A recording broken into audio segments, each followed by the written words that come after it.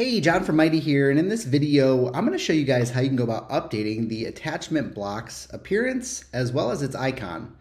So the way that you do this is you just jump right into the Mighty mod with the Mighty extension installed.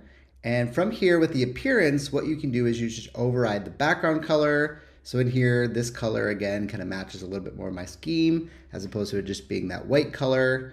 You can also update the text color. So let's actually use our color picker and select this color here. So you'll notice that this icon as well as this text gets updated, which is great.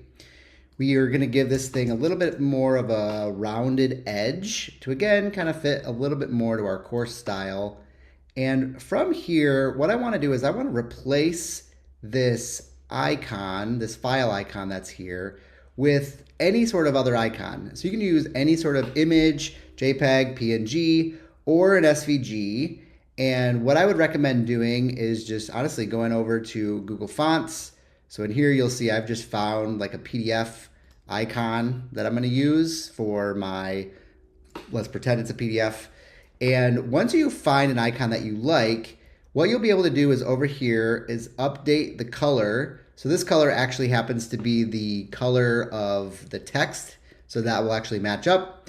You just download this SVG, and then once that SVG is downloaded, you can just go ahead and drop that in. So then once that icon's updated, you'll see it there, matches pretty well. And again, just gives you a whole different look and feel for how your attachment block looks.